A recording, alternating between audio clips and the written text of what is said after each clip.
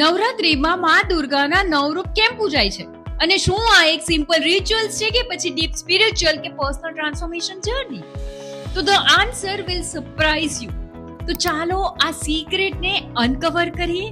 Hi, I am Tejal Desai, your quantum awakening and manifestation coach. Navratri, as you know, કે it's not just a festival, it's a journey to awaken your inner power, journey to strengthen yourself, to transform yourself. So let's understand that મા દુર્ગાના નવ રૂપ કેમ એટલા special છે અને કેમ આ આપણી લાઈફમાં ટ્રાન્સફોર્મેશન્સ લાવી શકે છે, કઈ રીતે it's transform the whole life of you. So the spiritual significance of the nine form is the મા દુર્ગા nine રૂપ તમારી અંદર 9 ક્વોલિટીઝ ને જાગૃત કરે છે, રિપ્રેઝન્ટ કરે છે.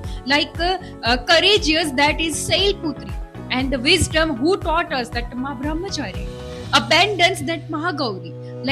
like the every 9 days તમારી અંદર નેગેટિવિટીને તોડવા માટે, પોઝિટિવિટીને અવેકન કરવા માટે હોય છે.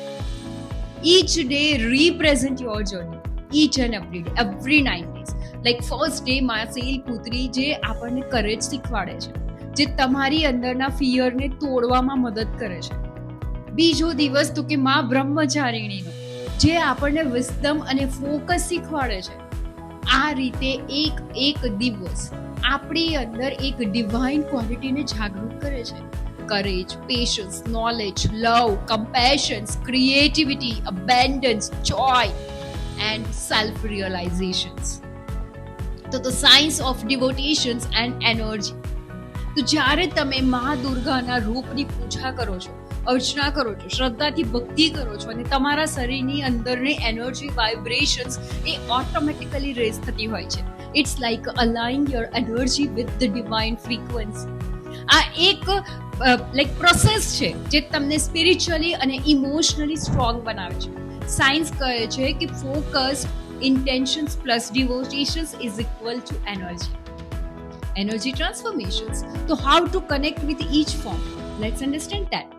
કે તમારા દિવસની શરૂઆત એક સંકલ્પની સાથે થવી જોઈએ, એક ઇન્ટેન્શન સાથે હોવી જોઈએ કે આજે હું મા દુર્ગાની કરેજ નેસ જે છે એને હું જાગૃત કરીશ, અવેકન કરીશ. તમારી અંદરની નેગેટિવિટીને રિલીઝ કરો અને ગ્રેટિટ્યુડ સાથે પોઝિટિવિટીને ઇન્વાઇટ કરો.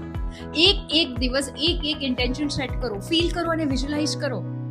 અને જ્યારે તમે આ કરશો ત્યારે તમારી અંદરની એનર્જી નેચરલી શિફ્ટ થતી હોય છે. Last year, as you know, કે હું એક દિવસમાં નવ દુર્ગાની ક્વોલિટીઝ પર ફોકસ કરતી હતી.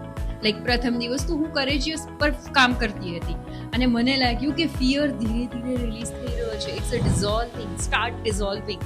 અને બીજા દિવસે વિઝડમ અને પેશન્સ પર ફોકસ કર્યું અને હું ડિસિઝન મેકિંગ કોન્ફિડન્ટ બની ગઈ. whenever I want to take decisions, I am very confident with that. આ રીતે એક દિવસ હું મારી અંદરની નેગેટિવ પેટર્નને રિલીઝ કરી અને પોઝિટિવ એનર્જી સાથે અવેકન કરું છું. આ વર્ષે હું સેલ્ફ લવ પર ફોકસ કરી રહી છું. અને શું તમે કઈ ક્વોલિટીઝ ઉપર ફોકસ કરી રહ્યા છો? Let me know about it. And yes, જો આ વિડીયો તમને ઇન્સ્પાયર કરતો હોય, if you feel like that it's worthy, then like, share and subscribe my channel. અને કોમેન્ટમાં ઓફકોર્સ 100% જણાવજો કે નવરાત્રિમાં તમે કઈ ક્વોલિટી અવેકન કરી રહ્યા છો. એન્ડ ચાલો આ જર્નીને એક ટ્રુલી ટ્રાન્સફોર્મેશન એક્સપિરિયન્સ બનાવીએ સાથે મળીને. હેપી નવરાત્રિ.